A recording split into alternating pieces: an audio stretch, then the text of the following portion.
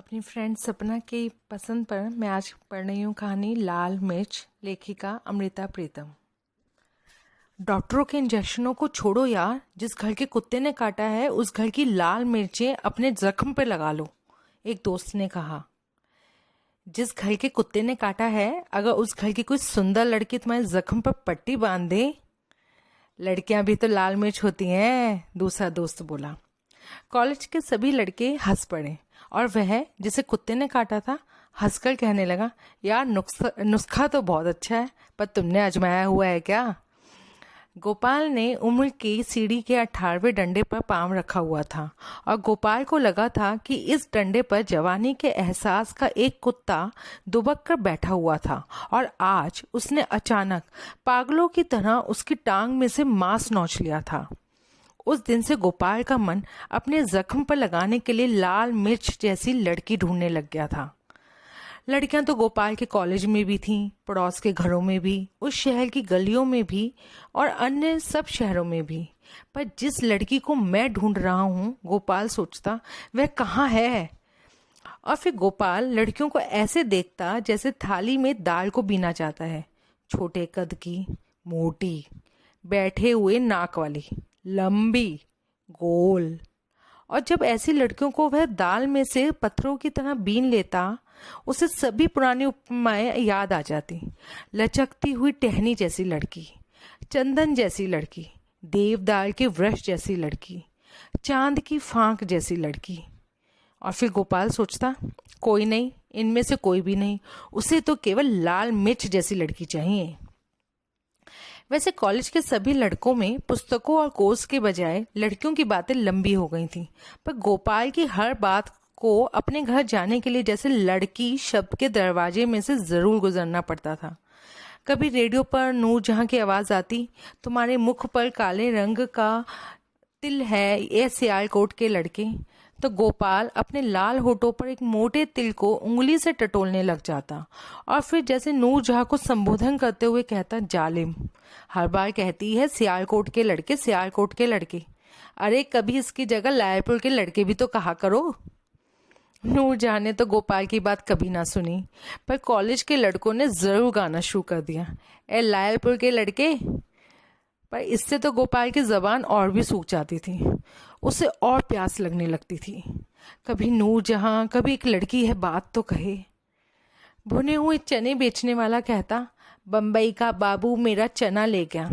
तो गोपाल हंसता, चना ले गया तो ऐसे कहता है जैसे इसकी लड़की निकाल कर ले गया है। एंकों वाली लड़कियां गोपाल को लड़कियां नहीं लगती थी। जब भी आंखों को देखना हो पहले कांच की दीवार पार करनी पड़ती है, गोपाल कहता, और उन लड़कियों को लड़कियों की सूची में से निकाल देता। किसी लड़की ने ऊंची धोती बांधी हुई होती, पांव में जुराबे पहनी होती, हाथ में छतरी पकड़ी होती, तो गोपाल हंसकर मुंह फिरा लेता, ये लड़की थोड़े ही है, ये तो मास्टरनी है, मास्टरनी। जो विद्यार्थी गणित में कमजोर हो वह इस मास्टरनी से शादी कर ले।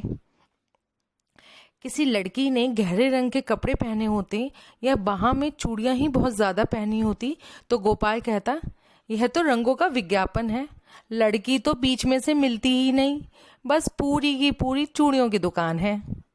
किसी की बारात जा रही होती तो गोपाल उदास हो जाता, हाय बेचारे का दिवाला निकल गया। और गोपाल कहता, जब मनुष्य प्रेमी बनने से पहले पति बन जाता है तो समझो अब बेचारे के पास पूंजी बिल्कुल नहीं रही, उसने घबरा कर दिवालिया होने की अर्जी दे दी है। अरे शायद वह किसी प्रेमिका से ही शादी करने जा रहा हो, गोपाल का कोई दोस्त कहता। नहीं यार, जुल्फ को सर करने में उम्र लगती है, गालिब की डोमनी और रोलका की जिप्सी, इनके दरवाजों पे कभी बारात नहीं जाती। और गोपाल कई वर्ष तक इस जुल्फ की बातें करता रहा जिसके सर करने में उसने उम्र लगानी थी। और गोपाल ने टटोल टटोल कर देखा, काली रात जैसे बाल, पर उसे किसी रात में ने नींद ना दी। सघन जंगल जैसे बाल, पर वह किसी जंगल में खो ना सका। समुद्र की लहरों जैसे बाल, पर वह किसी लहर में गोता ना लगा सका। अब गोपाल ने उम्र के जो साल एक जुल्फ को सर करने में लगाने थे, वे जुल्फ को ढूंढने में ही खोते रहे। और फिर गोपाल अपने सालों के खो जाने से घबरा गया। तुम भी अब हमारी तरह दिवालियेपन की अर्जी दे ही दो यार। कॉलेज के पुराने साथियों में से कोई जब गोपाल को मिलता तो मजाक करता। उम्र के 18वें वर्ष में जवानी के पागल कुत्ते ने गोपाल की टांग को काटा था और उस जख्म पर लगाने के लिए गोपाल एक लाल मिर्च जैसी लड़की ढूंढ रहा था। पर अब उम्र के 32वें साल में उस जख्म का जहर उसके सारे शरीर में फैलने लग गया था। अब गोपाल सोचने लग गया था, वह ना गालिब है ना रोल का, वह गोपाल है, या एक ईश्वरदास, या एक शेर सिंह, या एक अल्लाह रखा। और उसने सिर झुकाकर दिवालिया होने की अर्जी दे ही दी। क्यों यार, आज डोबनी के घर में बारात आएगी या जिप्सी के घर में? सुनाओ भाभी कैसी है? और कुछ नहीं तो हम तुम्हारी लाल मिर्च के देवर तो बन ही जाएंगे। बेशक सोने की अंगूठी की जगह हीरे की अंगूठी ही देनी पड़े, भाभी का घूंघट जरूर उठाएंगे। गोपाल अपने दोस्तों के मजाक को अपने हाथ पर विवाह के लाल धागे की तरह बांधे जा रहा था और हंसते हुए कह देता था, मास्टरनी है मास्टरनी, ऐनक भी लगाती है तुम्हारी भाभी। माँ ने जब रिश्ता किया था गोपाल से कहा था अगर वह चाहे तो वह किसी बहाने से लड़की को दिखा देंगी, पर गोपाल ने स्वयं ही इनकार कर दिया था।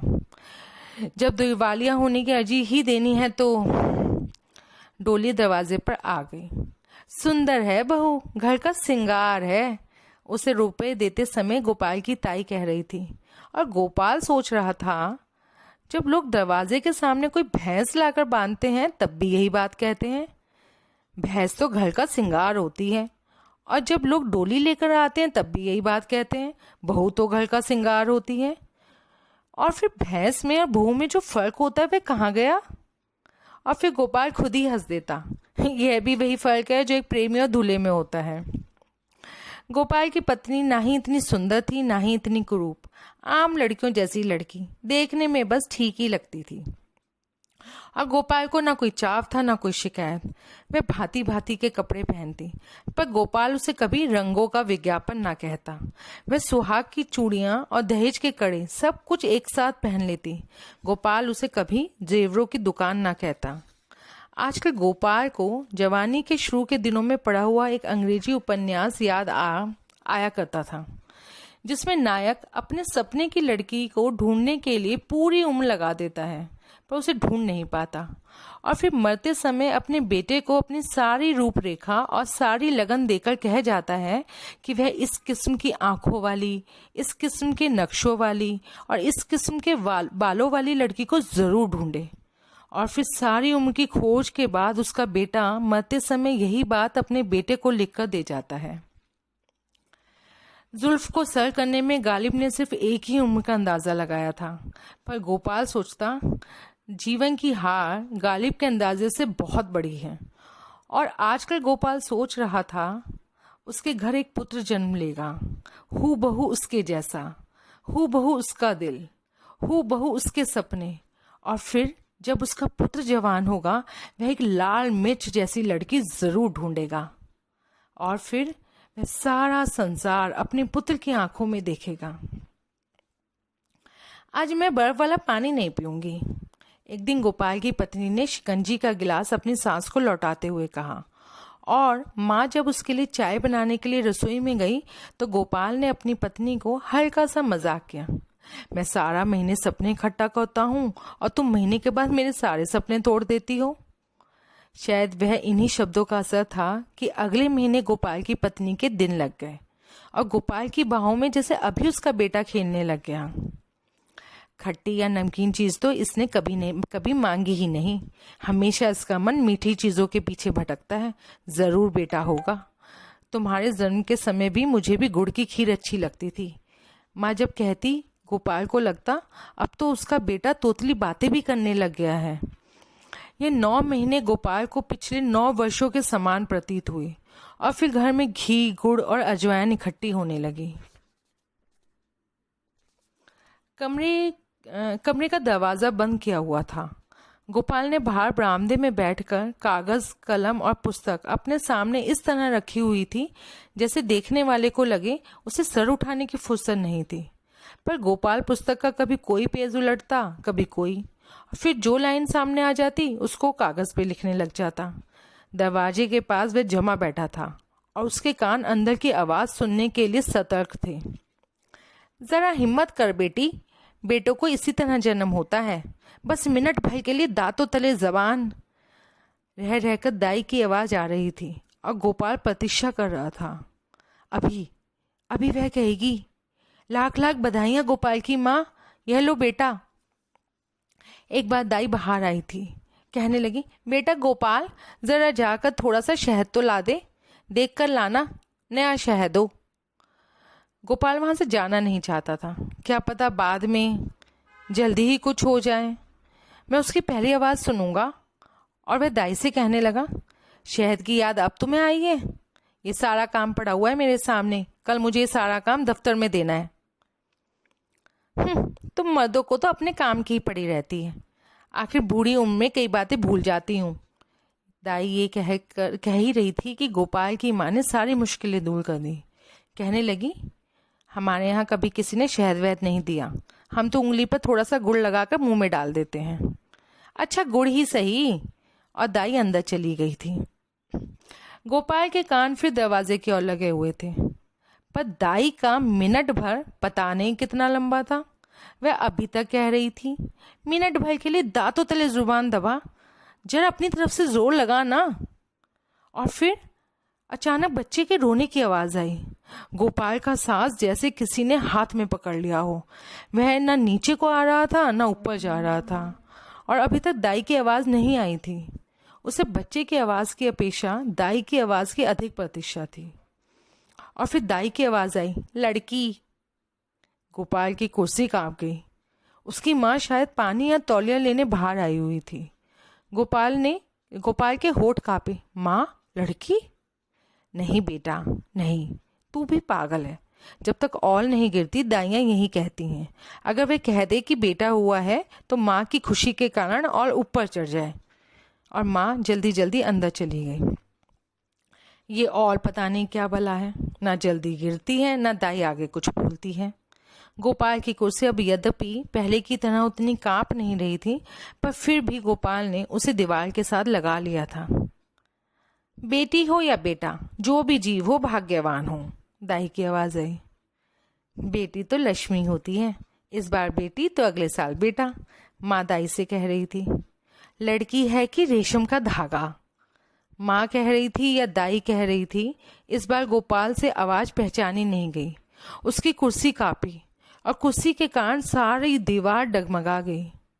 उसे लगा वह बूढ़ा हो गया था, लाला गोपाल दास। और उसकी पत्नी अपने घुटनों को दबाती हुई कह रही थी, अरे लड़की इतनी बड़ी हो गई है, कोई लड़का देखो ना, कहाँ छुपाऊं इस साचल की आंख को। ऐसा रूप, ऊपर से जमाना बुरा है। और फिर उसके दरवाजे पर बारात आ गई। उसके दामाद ने उसके पांव छुए। उसकी बेटी लाल सुर्ख कपड़ों में लिपटी हुई थी। वह डोली के पास जाकर उसे प्यार देने लगा। उसकी बेटी बिल्कुल लाल मिर्च,